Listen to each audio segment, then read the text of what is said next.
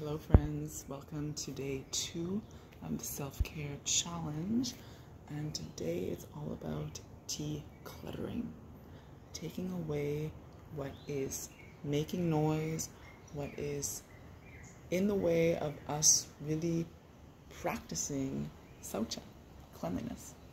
So a lot of the times we clutter and we hoard and we keep items because we symbolize them with a certain meaning.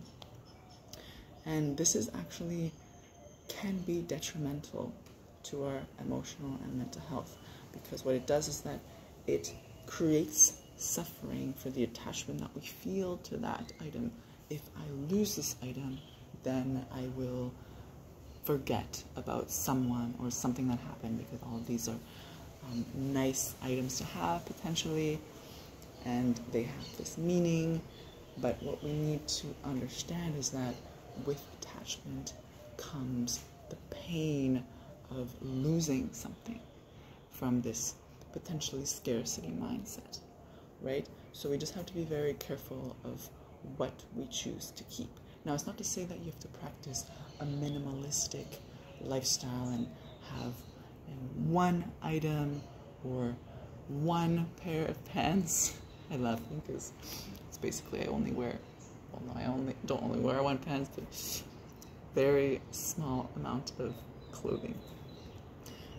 It's about choosing really the items that you have that are of value to you.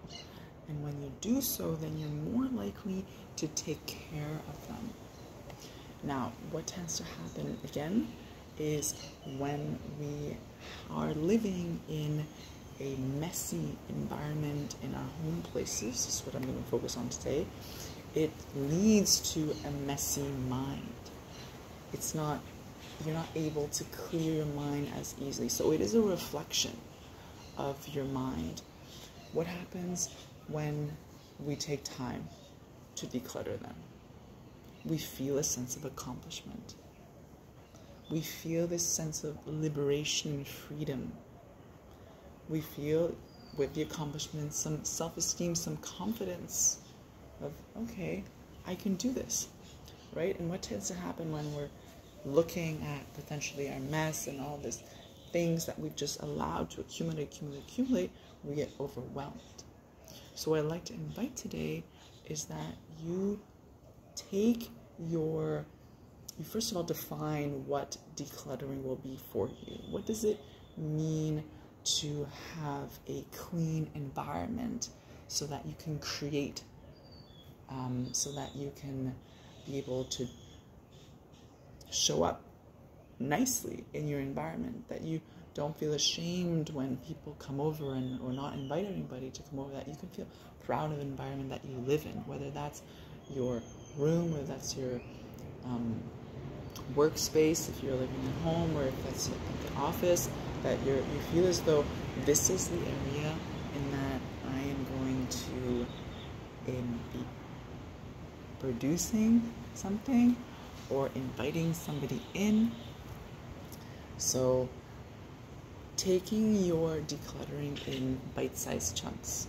So if you're like, my whole house needs to be decluttered, why not you start with your closet or the place where you hang out the most in? If you're a lot in the kitchen, maybe you want to start with the kitchen. If the kitchen is too much for you, okay, what about one drawer? So you see where I'm going? We're kind of piecing things down to make them bite-sized and manageable, because the idea is that we want to meet ourselves in the middle to build that momentum, to build the success. Because every step we take where we see improvement, we motivate ourselves internally. We're like, whoa, this looks good, this feels good. So stay in tune of how it feels like to have this clean environment to live in. And then we continue forward with this motivation, this sense of lightness. So it's a lightness and ease of freedom that comes with practicing such at the end of the day, cleaning our environment, decluttering, just as we practice meditation, and be very mindful of your thoughts that come in our minds. We start weeding out those thoughts that don't serve us and replacing them with thoughts that do. We do the same with our external environment. So you see this mirror effect, external, internal. External environment, I don't need all these books, I don't need all these clothes. And this is a beautiful time of the year because it's springtime.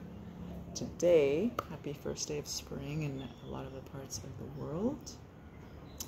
And so really honing into this theme of decluttering and only keeping the valuable items that you really use, that really serve your best growth, that make you feel alive, that you resonate with. And don't be afraid to part with the old. Start with a clean canvas. Let me know how you feel about this, how this resonates, and how it goes for you. Sending you lots of love.